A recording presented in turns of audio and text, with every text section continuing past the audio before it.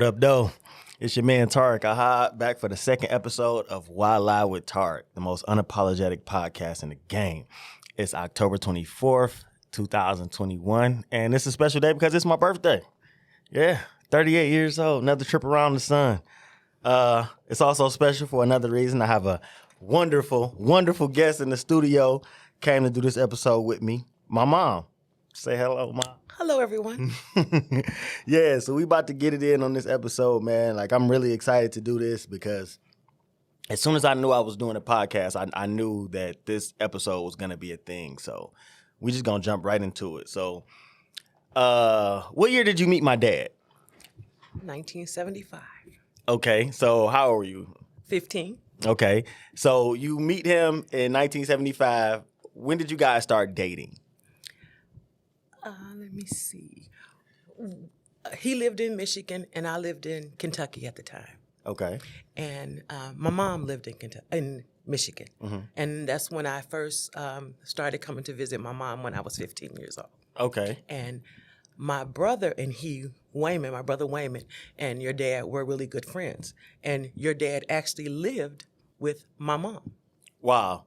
So I came to visit my mom for Thanksgiving in 75. And that's when I met your dad. Okay. So you meet him in 75 and then you go back to Kentucky? Yes. Okay. So when did you come to Michigan? I moved to Michigan, and this is so stupid. My dad and I got into an argument my senior year. I was going into my senior year of high school. And my dad was emphatic. This is what he was. You took it or you left it. There was no in between with him, you know. And he made me so angry, and I guess I'm kind of like him. I got on a bus. I bought me a bus ticket. I got on a bus, and I moved to Michigan with my mom. For an argument with your dad? For an argument with my dad. Wow. And that's the honest truth. Wow. That sounds familiar. Okay. So you come to Michigan, and you meet you and my dad start dating. We started dating. Okay. My senior year of high school. What year did y'all get married? We got, I graduated in 1978. We got married September the 1st of 1979. 1979, and you had my sister February 14th, 1980. So guess what? I was pregnant. Okay, I was pregnant at your wedding. Absolutely. Okay. Yes, I was. Did the math. Okay, so you're a newlywed couple, young kids, you know, just out here trying to figure it out. Boom, you have a daughter. Yes. Okay. Listen, first of all, let me back this up a little bit. I knew once I had my children what I wanted because I knew exactly what I didn't want. Right. I did not want them to have the lifestyle that I had. Mm-hmm. I wanted them to know that home was home. You would always have one. There would be no ifs, ands, and buts if mom or dad were going to be there. Okay. So that was my let's get married, let's have a family. This is right. So if you didn't know anything else, you knew you envisioned what you wanted your family to be. Absolutely. Okay. Absolutely. So you have my sister, 1983, October 24th, today. Y'all have me, right? Yes. So how was the relationship between you and my dad when I'm born? It wasn't good. Well, first of all, I was 18 when I got married, and your dad's 4 years older than I am. And, you know, at that time, I was young, he was young. You start wanting different things. Mm-hmm. But along the way of wanting different things, I have 2 children. Right. So I can't change my mind. Right, you know? Right. By changing my mind, I'm changing 3 minds. Right. And that didn't work for him. Okay. There's no fault of anybody's. We grew apart. We wanted different things. And your dad was a drinker. No, right. And that just didn't, I couldn't. Okay. So you guys divorced in 1985. Yes. 1985, you're 25 years old. You have a 5-year-old daughter and a 2-year-old son at the time. Yes. So from my point of view, you've always been a super adult. Like, you've always been grown. you know, coming from my perspective, because you always been my mom, so you always been an adult. I met you as an adult, you know. So from my point of view, you've always been super grown. But essentially, you were a fucking kid at 25. God, Tid, you had no idea. I mean, you have no idea how afraid I was, because any decision that I made, it didn't just affect me. It affected you all. Right. And I'm not saying that I did everything right. All I knew was that I had to step up and be whatever you all needed me to be. I couldn't be afraid, although I was. Right. Right. There was no room to be afraid. You are responsible for these kids' lives. Right. You brought them here. That's all I knew. So I didn't figure out until I got a little older that times were hard for us when I was little. Oh my God. I had no fun. Like, you did a great job. You know what I'm saying? Because I did not know that we were struggling until we got money. You know what I'm saying? So when I'm, you know, a teenager, 13, 14, and we got, you know, shit is good, I'm like, oh, we was fucked up back then. Like, I ain't got no lie to tell you. Yeah, Ted, we was fucked up. You know, there was, you know, birthdays, Christmas, you know, I did everything I could, but it was a day-to-day struggle to put food on the table, you know? I mean, I worked 2 jobs. I waited tables. I did whatever it took to make ends meet. One of the biggest thing, and I have nothing against the system, but I didn't want you all to grow up and be in the system. Right. You know what I'm saying? Right. So, and I'm an able-bodied human being. There's nothing wrong with me. I pay a babysitter, I go to work. That's what I knew. Okay. And that's what I wanted you all to know. If I sat at home and waited, that wasn't a life that I wanted for my children. Right, right. And I don't ever recall any of that. I didn't want that for you all. I remember catching the buses, you know, in the winter to the babysitter. I remember that. And I paid my babysitter before I paid anyone. It was a white lady. It sure was. What was her name? I wish I could remember her name. Man, I remember. And she was the best thing that ever happened to me. And she was married to a black guy. Absolutely. He was a security guard. Yeah, I remember. He was a big dude. Yes. And it was this little white lady. I remember us catching the bus. I remember this wool coat that you used to have. It was black, all black, and it had like a black and white sleeves on it. Yes, it did. I remember that coat. Oh my God, yes, it had a black vest to go on top of it. Yes. I would be at the bus stop because that's all I could see was that sleeve. You know, if I'm holding your hand at the bus stop, I'm looking up at you. So I remember that.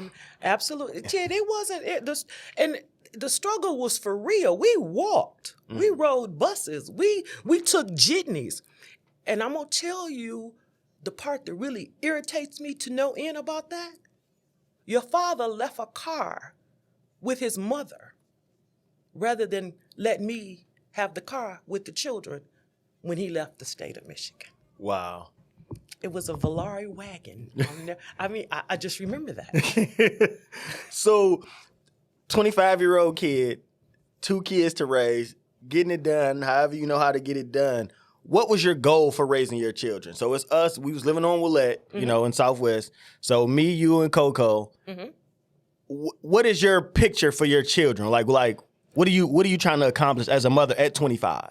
Well, I wanted stability was my biggest thing, because I grew up in unstable relationships with, you know, different people, and I knew for a fact this is not what I wanted. I didn't want that for you all. I wanted the best that I could possibly give, and my imagination was not that grand.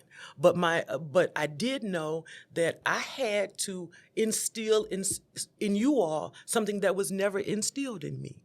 You have to get up. You have to pull yourself up, and whatever it is you want, nobody's going to give it to you. Right. You got to get out there and get it. Right. And that's why I stressed education, education, education, because I had wished that I had, which I could have, but went back to school. But only thing I knew was I've got to take care of these kids. That's it. That's all. I ain't know nothing else. I remember a gentleman told me one time, you don't know how to be anything but a mother. Okay. Right. Okay. Like that's a bad thing. You know? I mean, you got to come with something better than that. Exactly. So let's fast forward a little bit, right? So you're young, you getting it done. Shit is tight. then things start to loosen up. Exactly. You know, shit just, you know, rainy days don't last. You That's know, right. The sun is going to shine again. Right. And, you know, the sun began to shine on us as a family. And now you got teenagers, you know. Ooh, I've got teenagers. You got teenagers. You got my big sister and you got me. So what was it like for you when you found out I was in the streets? When you found out I was, you know, selling dope and shit? Who wants that for their kids? Right. No one, you know. And I was so afraid. But let me say this. When I found out, I was like, and there's no reason for him to be. Right. You know, first of all, this kid comes home the day of or day before homecoming. Mama, I want this $300 sweater to wear to homecoming. I say, okay. I go Van Dyke's. I buy a $300 Coogee sweater. Shout out to Van Dyke's in Northland. Y'all don't know nothing about that. You know, that's what I did. So he had no reason to be in the situation that he chose to be in. Mm-hmm. I mean, that wasn't a thing. We ate, we lived good. I used to get dropped off at my job because they have my car. You know, and they were like, oh, she don't need it. You know, we'll drop her off. Right. You know, so they had more than a lot of their friends. Facts. These are facts. They, you know, I made that a point. In my own mind, it was probably, I felt so badly about how we previously were that I overdid everything that I did. Right. You know, so my question was, well, why?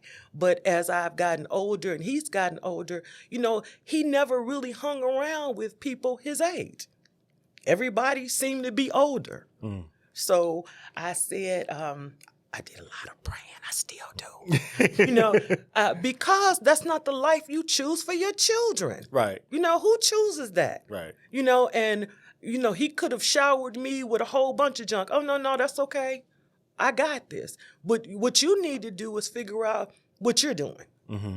That's all I could do. And I mean, I prayed and I prayed and I prayed because that's a dangerous situation to be in. Absolutely. Absolutely. You know, and I couldn't figure out where it came from because I prided myself on not being involved in relationship with people who that's what they chose to do. I'm not knocking anybody. You do what you do.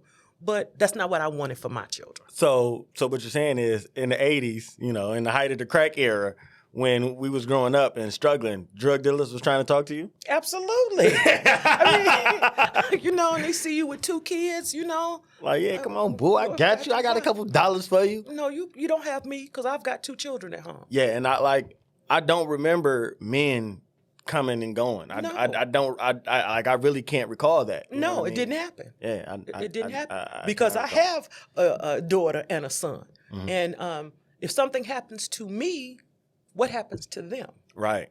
No, so I can't just think about this. Oh my God, he could do this for me or he could do that for me. That's not no. Right. No. Right. I've got to be able to sleep with me, and I've got to be able to rest for my children. Absolutely. So, you know, I made the decision, like you said, it wasn't a forced circumstance like, oh, I got to put food on the table or, you know, some other shit. It was just like, niggas in my hood sell dope. Like, you know what I mean? Like, yes. It was no doctors on my block. Right. You know what I'm saying? So my big homies and my OGs, like, all them niggas had the bag. And I'm going to get into the actual story of it on a later show, but that's what I saw. So I chose it because it was an option. You know, when the nigga down the street, you know, 18 with a Benz, shit, I want a Benz at 18. You know what I'm saying? Like, and I'm not seeing another avenue to get there. What was the first car we bought you? So the first car I had was Coco Sundance. So I got the Sundance. Now, did you hear he had a car though? Right, I had a car. Then we y'all made it a point to buy each one of them a car. Then you bought me the Delta 88. I love that car. Okay. So yes, I had a car. But, you know, just kid shit, young shit. You know what I'm saying? Impulsive decisions. Oh, these niggas doing it and it's easy. That's what the fuck I'm about to do. This is what all of my peers are doing. This is what my best friend, Pooh, crazy ass down the street, he doing. This is what J-Rock doing. These are niggas I'm with every day. So, shit, cut me in or cut it out. Like, that was the energy. You know what I'm saying? And all I can say is Yeah, it looked easy. That shit ain't easy. It wasn't. That shit is right, not exactly. It ain't easy. Exactly. It looked easy. And I'm so goddamn stupid at 15 thinking I'm outsmarting somebody. I'm trying to park the car down the street or around the corner and I'm walking to the car. She like, nigga, I know you these drug dealers giving you their car. Exactly. But as a teenager, you think you know everything. You know what I'm saying? You think you know which is why you got on the bus and moved to Michigan. You know what I'm saying? Exactly. So, because as a teenager, you think you got it all figured out. You know what I mean? Everybody wrong but you. Everybody wrong but you. Mm-hmm. And you used to tell me that all That's what time. everybody wrong but you. Everybody wrong but you, my nigga. I know.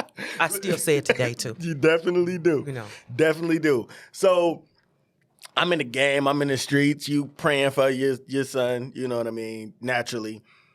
I catch a case. Not a drug case. I catch a violent case, right?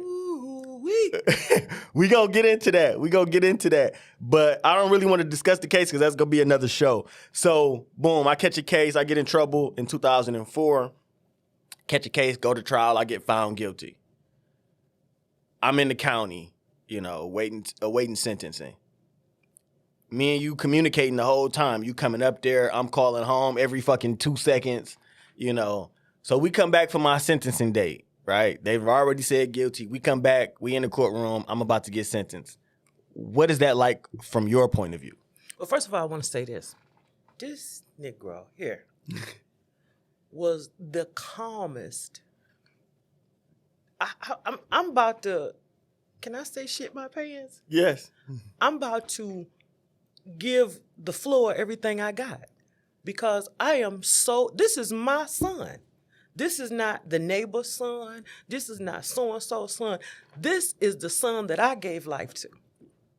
And these 12 people here are getting ready to decide his fate. They don't know him like I know him.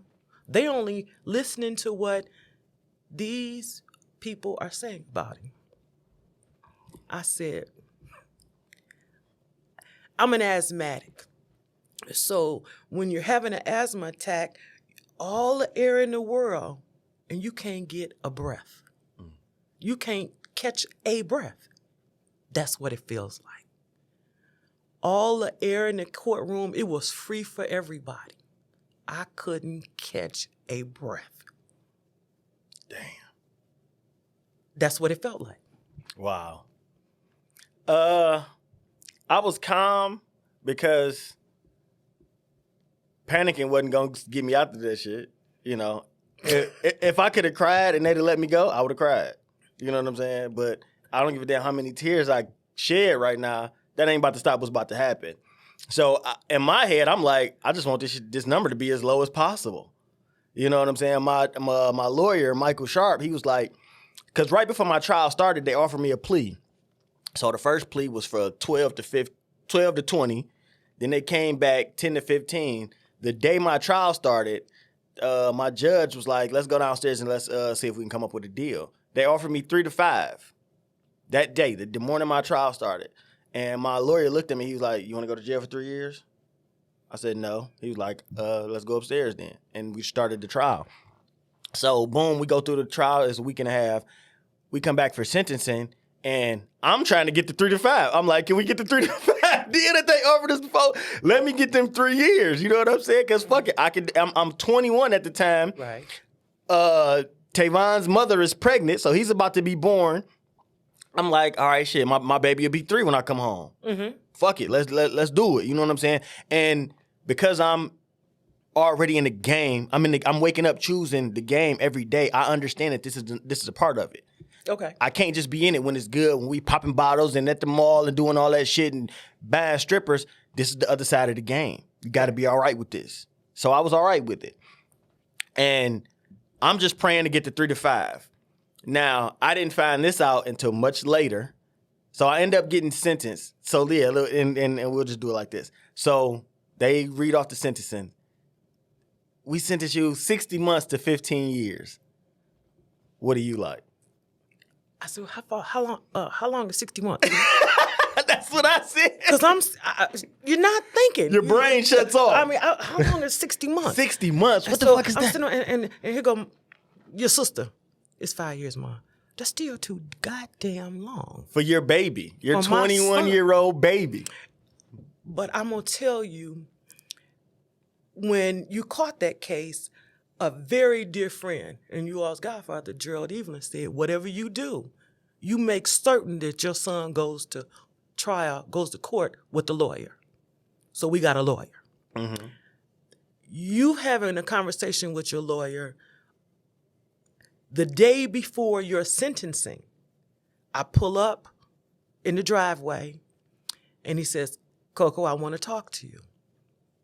This charge could carry a life sentence. Mm-hmm.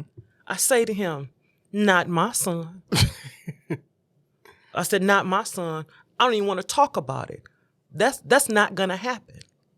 So we praying for anything less than that. Right. You know, so I'm not claiming shit. Right.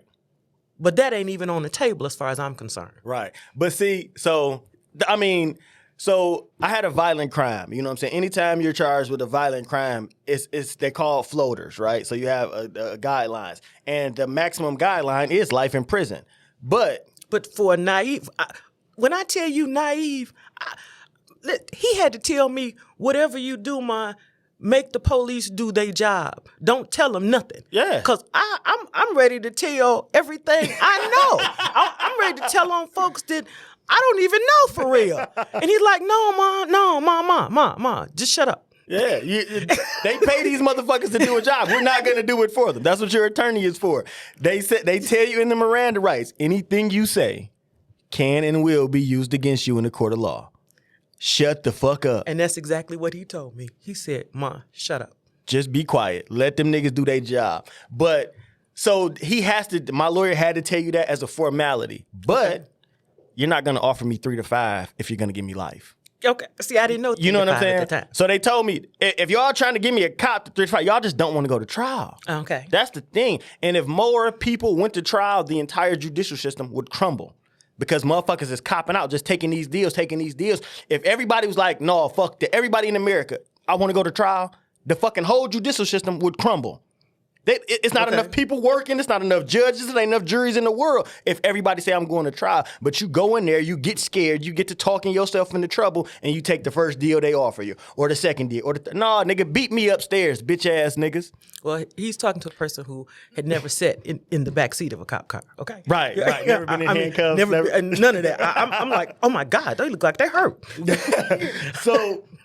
So boom, I'm just praying for a low number. You know what I'm saying? But so when I get to 5 years, I didn't know that. So my trial was in December. I get sentenced in January. Over that time period, my godfather, Gerald Evelyn, went to my judge's Christmas party. Yes. So he, the judge on my case, I ain't even gonna say his name. He went to his Christmas party, uninvited, I might add, and was like, listen, my godson was just found guilty in your court. He has a sentencing date coming up. And like nigga, you know, this is my kid. You know what I'm saying? Don't fuck over my kid. You know what I mean? And so I believe that helped. It's not what you know, it's who you know.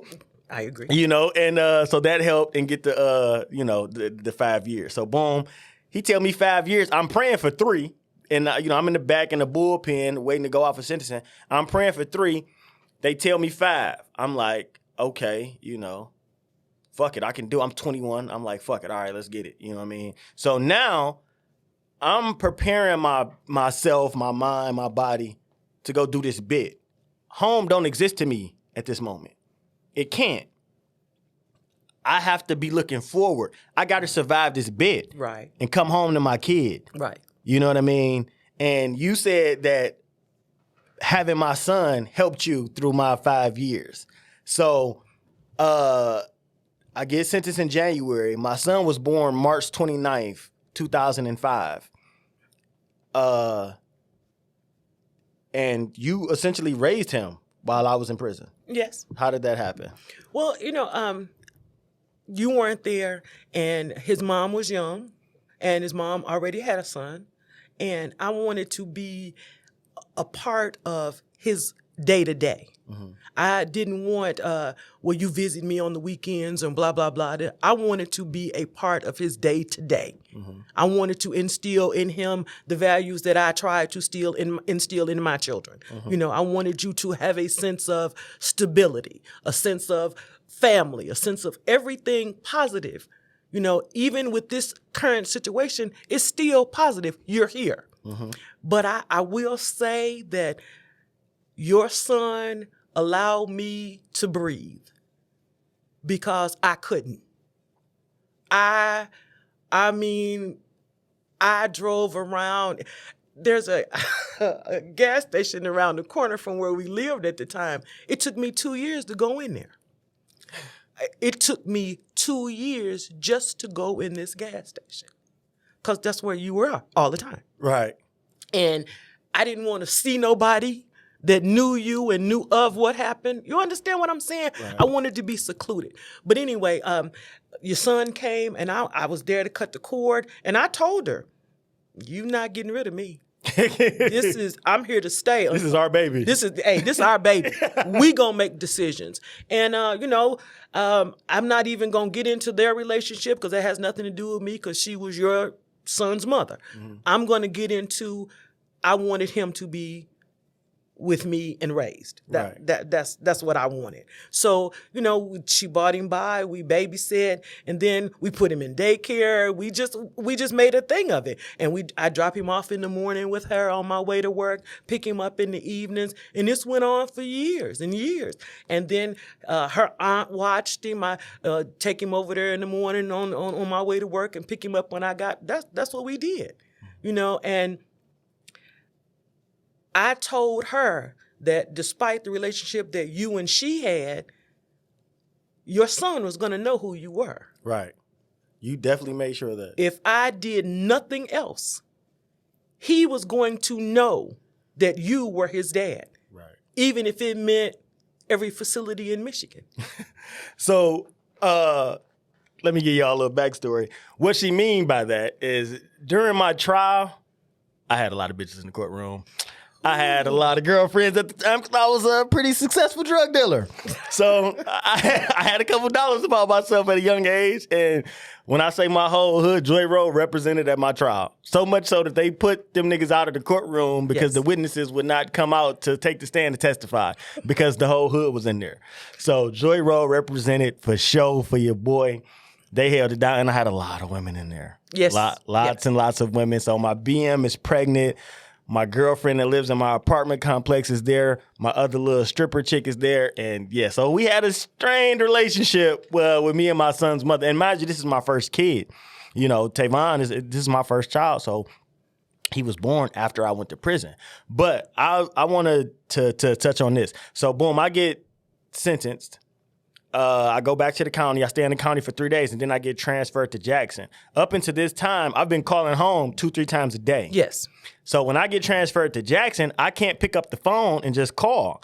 You have to put in a phone list. So I have to submit these numbers to the prison so they can be approved. This is a formality because motherfuckers get to prison and get to calling their victims, calling, harassing motherfuckers' family. So they like, no, you can't call a motherfucking number that ain't been approved because we got to contact these people to make sure it's okay that your criminal ass is calling them. Makes sense. So I submit my phone list, but it takes about 2 weeks for the numbers to get approved. So I get to Jackson, so boom, sentencing.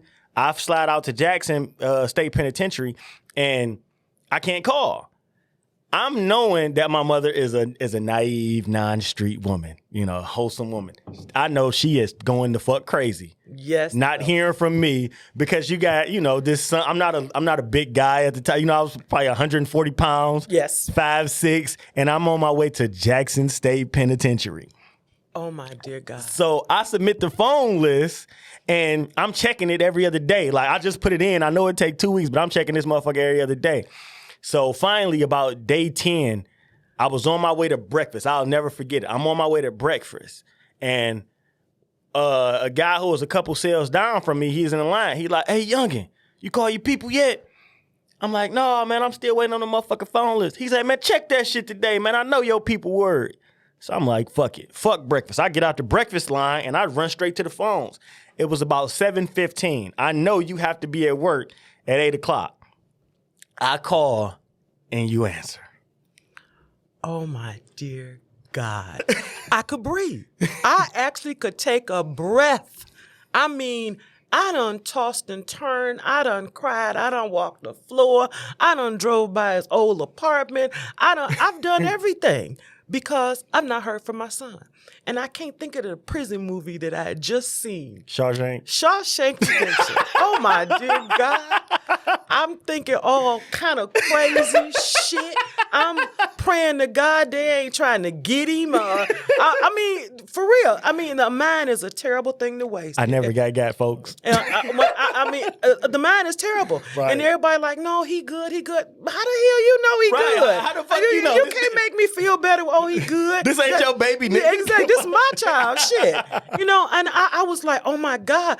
But the not knowing or the not hearing his voice, because I can tell by the tone of his voice what's going on. Mm-hmm. You understand? Because that's all I got now is the tone of his voice. Like when he was in the county, he called every day, and when he was anywhere he called, I could tell this little nigga's gonna be all right. You the one tripping. Right. But I'm a mother. I got the right to trip. Absolutely.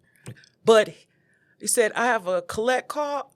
They didn't even have to keep talking. Yeah, I'll take it. I wanted to call off. I mean, I know he can't even stay on the phone all day, but just to hear his voice, it felt like I lost 50 pounds.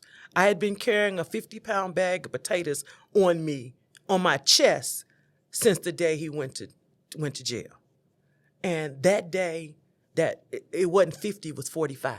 And then it was 40. You understand what I'm saying? It just, I didn't know what to do. What do you do?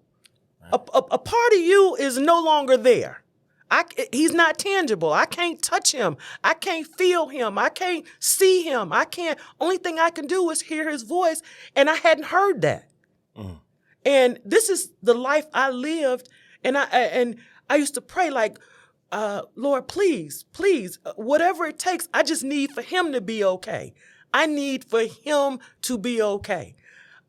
He has a son. He's got a whole life ahead of him. If I don't make it, it's okay. But I need for him to be okay. I need for him to come out of this unscathed, which is impossible, but I'm a mother. Right. Shit, I'm unrealistic when it comes to your children and what you want for them, what you don't want for them. But he was going to be a father. And damn it, I wanted him to be more of a father than he ever had the opportunity to have. Right. That's where my head was. So I remember, it's a 15-minute phone call, and I'm standing outside the child hall, and I'm smiling like a motherfucker, and you on the other end of the phone crying like, oh my God, are you okay? Is they fucking with you? Like, he all smiling and calm, and I'm on emotional wreck. And then, I said, Coco, you got to stop this shit. You got to be his support system. You crying and he okay. Stop. Right. Like, and shit, we got 5 years of this. Exactly. Exactly. So we go through the 15 minutes, and they like, you got 1 minute left, right? And you like, Call me back. Fuck it, I won't go to work today. You can call me all day. I don't care.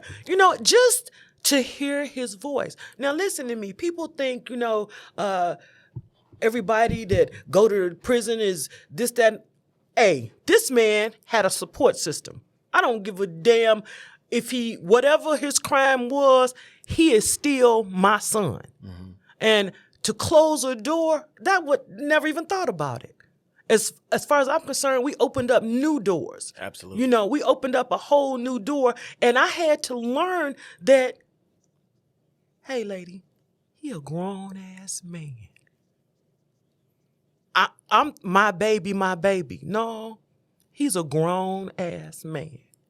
And you're going to treat him like a grown-ass man in prison.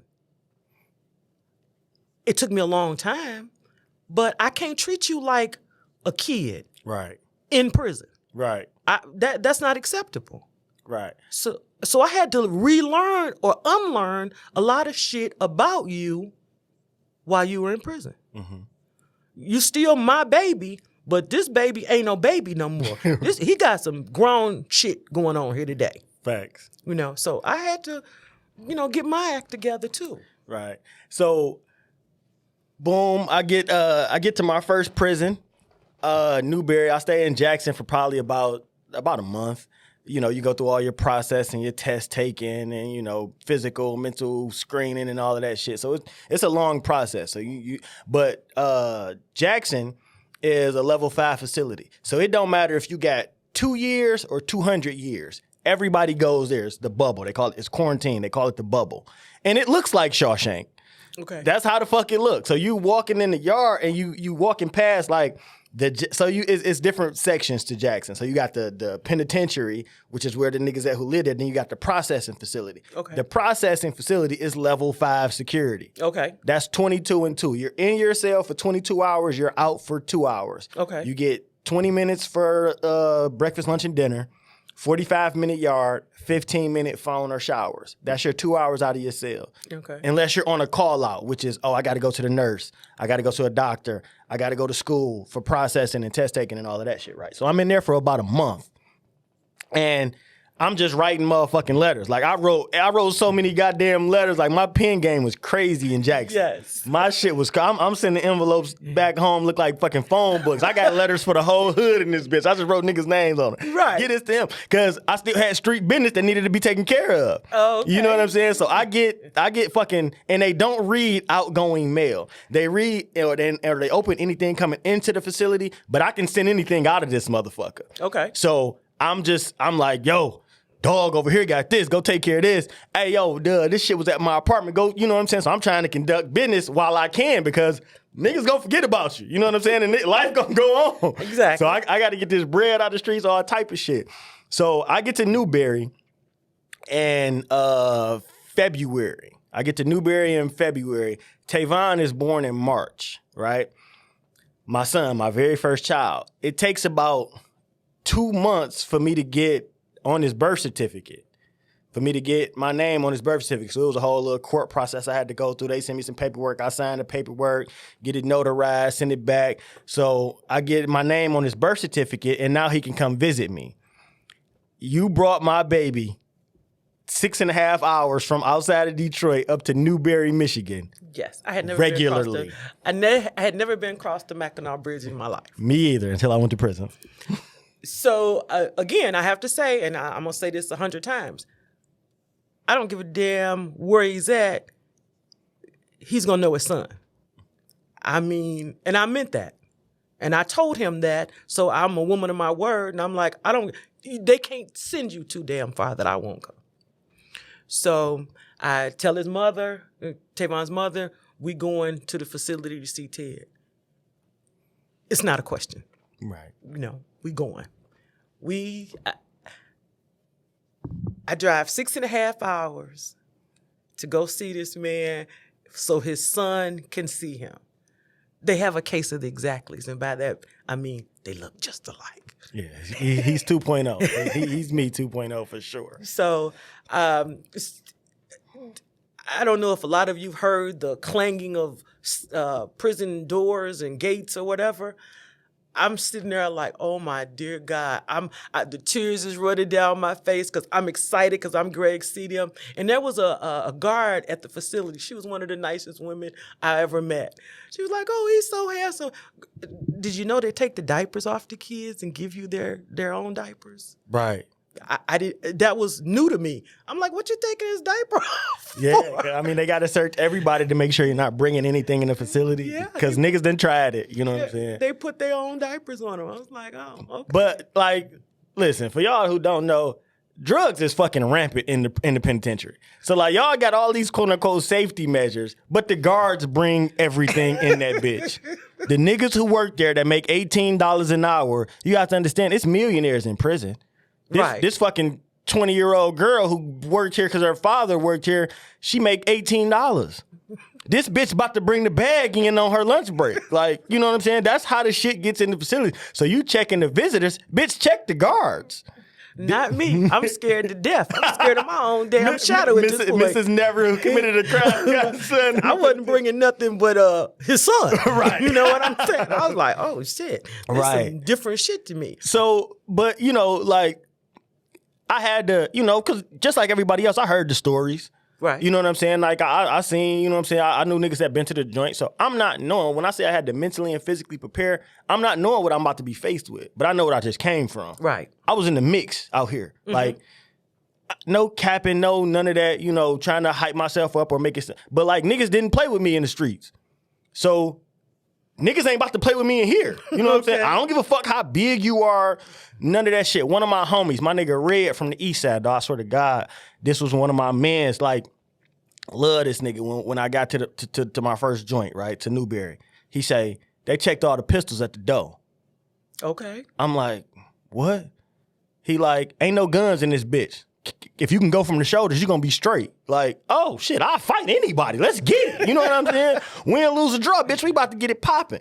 So, but I've always been the type of nigga, I stay to myself. I ain't never ran with a crew. I don't, you know what I'm saying? I don't never be around a whole lot of niggas. So I stayed to myself. And my bit was actually smooth. Like, I didn't have no issues. I ain't had no trouble. I ain't fuck with nobody. Ain't nobody fuck with me. Right. Wasn't no funny shit. You know what I'm saying? I wasn't in that bitch tough man in the yard. No, nigga, I'm in this bitch reading my books and, writing my letters and smoking my cigarettes at the time and working out and a lot of jacking off. That's all the fuck I did in that bitch. Like, it was straight.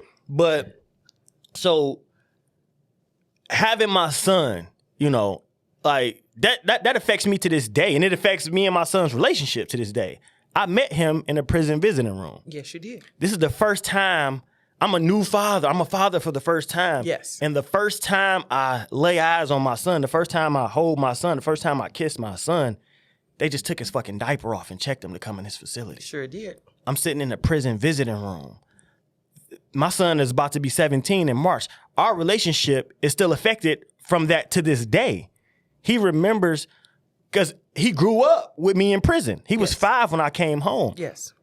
So he remembers, taking pictures these are his childhood memories of his dad, taking pictures in the visiting room, walking me to the vending machine, picking shit out for us to eat in the visiting room. You know what I'm saying? Seeing Absolutely. Me for an hour or two at a time.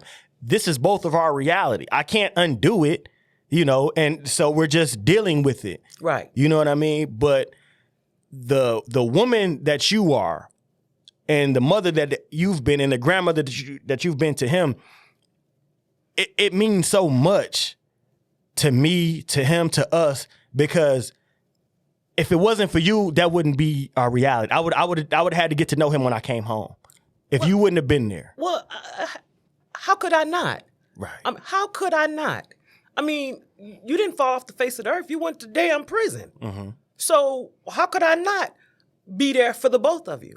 You don't turn your damn back when the shit get rough. Man. You can't. Man. If you do, you ain't shit to me. And I'm just being honest. Voila. If you can turn your back on a MF that needs you, you ain't shit. Voila. And you ain't never been there for him. And I'm there till the day I take my last breath for each one of my grandchildren and my children. I'm there. Facts. And I don't know anything different. I don't want to know anything different. I grew up not knowing. Now I have a mother. I had a mother and a father, but I didn't live with them. Mm-hmm. Did you think that's what I wanted for my children? Right. Absolutely not. I'm gonna tell you a quick story. My father divorced a woman and left me and my sister with him. With the woman that he divorced? Yes. Wow. So my sister, she went off to a foster care. The lady got mad at my father. She packed a blue suitcase with my shit in it, dropped me off at the projects in Louisville, and said, "Find your fucking daddy." How old were you? 9. What? And you thought that's what I wanted for my kids? Hell no. So there was an old lady who lived in the projects who she saw me sitting on my suitcase in the projects. She said, "Honey, what's wrong?" I say, "My stepmother dropped me off and told me to find my father." She said, "Well, who is your father?" I said, "William Johnson." She said, do you know where he lived? Absolutely not. She said, well, you come on in here because you're not going to sit out here. Right. You fucking 9. We walked the projects until I found my father's car. I said, that's his car. She said, I know where he lives, and took me to him. You know what my dad did? What? My blue suitcase up, put my black ass in the car, and drove me back to the woman's house. And you thought that's what I wanted for my kids? Hell no. Wow. No. No. So whatever they do, I ain't saying I've ever condoned the shit that they did or do, but I'm there for them. Facts. I'm there. That's all I know. They were going to know me. They were going to have an address. They were going to have me no matter what I was going through. Facts. I was young. I was 20. You was a fucking kid. Man, I didn't know what the hell I was doing, but I knew what I didn't want. You was a kid. So when I found out that I was going to do a podcast, because this came really out the blue. This was some left field shit. Okay. So, but when I found out I was going to do a podcast, one of my homies reached out to me and he was like, you need to do it because of who you are. And he's giving me my flowers. He's, singing my praises a little bit, because of our relationship. He like, bro, you need to do it because you're a powerful guy. You know a lot and you speak very well. And this way your words will live on in infamy, right? So like I say, just like right now, today, we can read Shakespeare and books from, 100 years ago, 500 years ago, 1,000 years ago. Once we upload this episode, 1,000 years from now, people are going to hear me and my mother having this conversation, and they're going to know that I did this for you, to give you your flowers, to sing your praises for the woman that you've been to me my entire life. And I appreciate it. I just want to let you know how much I fucking love you, and we haven't had a perfect relationship because there are no perfect people, but there's nobody in this world that's had my back like you. I remember you telling me one day, nigga, I did every day of that 5 years with you. Every single day.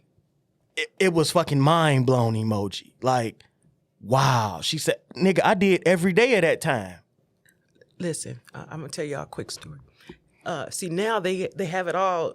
The system is different. I forget what you put the money on now to JPay and shit. Yeah, put it on the card. When this nigga went to prison, when AT&T or the Bell Central or whatever would send you your bill, my damn bill wouldn't fit in the chute of the mailbox.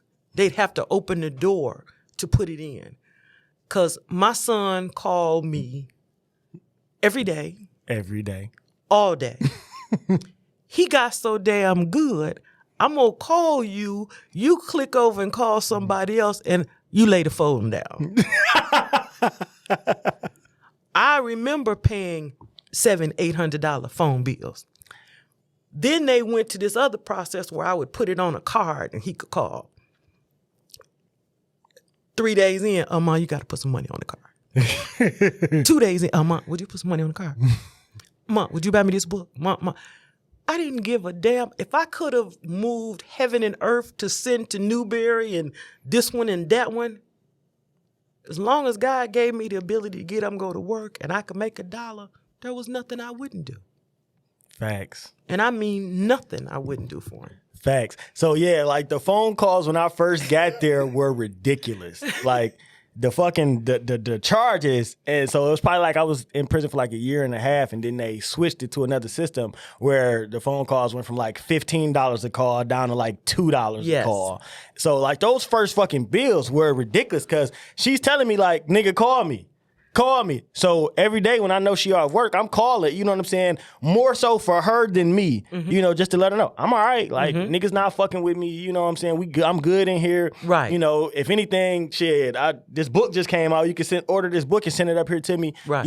So anything, so going in, preparing myself to go in, anything I could imagine you doing, you did that shit times 10. Whatever the fuck I thought my bit was going to be like and our relationship was going to be like, you superseded that several times over. And that's why I want to do this for you, you know. I'm going to tell you what my father told me. My father never really said too much. Again, he didn't have too much to say.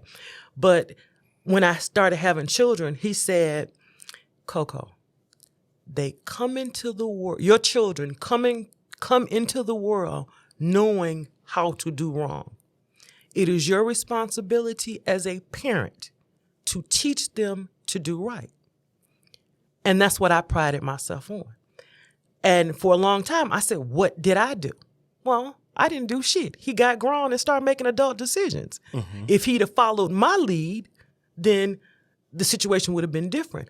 But that didn't negate the fact that this is still my son. Mm-hmm. And I need to do more. I need to be more. Because right now, he can't be his full self without my support. Especially, and he's a young pop. Right. You know, you have to look beyond yourself sometimes and think about the future, mm-hmm. which was his son. You know, so it ain't no way in the hell I was going to turn my back on him. Right. And people, well, no, I can't go this time. No fucking problem. Come on, Tavon, let's get it. Yeah, y'all definitely took some motherfucking trips. Like I say, man, my son knew me every step of the way. So, 2010, July. Oh, wow. We going, so before that, we going to parole meetings. Go ahead. Okay, so we going to parole meetings. Ooh. And we about to, it's that time. So I get my parole. I call you. I tell you my release date. They send me down to Mound for reentry, right? Uh-huh. So yes. all my processing. So I done came from all the way up north to Mound, right on the east side, and boom, we there. I get out that morning. I get out. Yes. What is that like? Oh my God! I'm preparing. I'm like, now I'm thinking, see, life done went on and everything done changed, but I'm still thinking, oh, my son, I buy him a phone. His cousin Chucky buy him gym shoes. Man, Chuck showed up. We give him outfits. We sitting at the we waiting for him to come home. I hand him his phone. It's so funny though. I hand him a phone. He looked at me. He said, "What the hell can I do with this?" At that time, it was a BlackBerry. Right. So when I left, I had the flip Sprint, the first camera phones from Sprint. Right. So you handed me this BlackBerry. I'm like, nigga, I've been in the penitentiary with payphones. Like, what is this? So, but it was, oh my God, there was no 50-pound bag on me. I could touch him anytime I got ready. I could pick up the phone and see him and go see him, and I could touch him. I could feed him. I could give him some advice. I said, thank you, God. So, yeah, that was a great fucking feeling, man. I get to the parole office and, we had a fucking party in the parking lot. Sure did. You know what I'm saying? We had a party. I took them weak-ass state clothes off and, jump fly, and they handed me money and phones, and my niggas had liquor. I'm like, bitch, I'm at the parole office. Like, y'all trying to get me locked back up. Right. 2 hours. You know what I'm saying? So we turned up, and we like I say, and I just really want to commend you for everything that you've done for me. Not even just the prison, just through life. The support after, once I came home, because shit, I struggled for that first year and a half. You know what I'm saying? Until shit loosened up for me. Right. You know what I'm saying? I'm a fucking convicted felon. Absolutely. On parole. I'm going on 40 fucking job interviews a month. Exactly. They hired me for a month, found out about my record, fired me. Right. So that support was always there. You've never wavered. And like I say, our relationship ain't always been perfect, but to me, it's always been great. But wait a minute, waver? I don't believe in throwing in the towel. Absolutely. Throwing in the towel does on family? Does what? Right. Nothing. Because you still have to be family no matter what the situation is. Right. And that's all I ever wanted was a family. I said, God gave me 2 children. Oh, they going to know who the hell I am. So, quick question. In what ways are me and you alike? Stubborn, I know that. Absolutely stubborn as hell. Stubborn as hell. I'm a Virgo. Stubborn as hell. And in what ways are we different? Well, I think we're alike when it comes to family because I watch you with your children. I watch that interaction you have with your kids and the honesty you have with your kids. I've never tried to bullshit you all. I told y'all this is how this shit is. Right. You know, and I admire that in you. Thank you. Now, how we differ, I'm an emotional wreck. I will cry at the drop of a hat. Oh my God, you look like, why are you tripping? I'm about to fall over in agony because my feelings are hurt or whatever. You like, fuck that nigga. What you tripping for? And that's where we differ. Right. But that's you and your sister, though. Right. And I often wonder, where did they get that from? They didn't get it from me. Yeah, like my sister is the female me, or I'm the male her. Like we're the fucking same. Like personality wise, looks, like all of that. We are the same person. And neither one of them look like me. Right. They say I used to though. Yeah, you did. You say did. I used to. You did. So with everything that you wanted for your kids and how you spoiled us, what people would say that you spoiled them kids. You don't know how to be anything else but a mom. So. This is, and we gonna wrap on this because this is my origin story. So this is gonna be the first segment in story time with Tariq, but it's not gonna be me telling it. I want you to tell the story that a conversation that you or a beef that you and your mother had about your children. Oh my God, my mother said, "The Lord takes away from you what you put before him, what you put before him." I was confused as fuck. Like, what? He gave them to me. So she talking about your children? Yes. So she's saying, God take away what you put before him, meaning you put your kids before. Okay. He gave them to me. Right. What kind? That don't even make good sense. You know, you come at your babies. Somebody's supposed to take care of you. Shit. Right.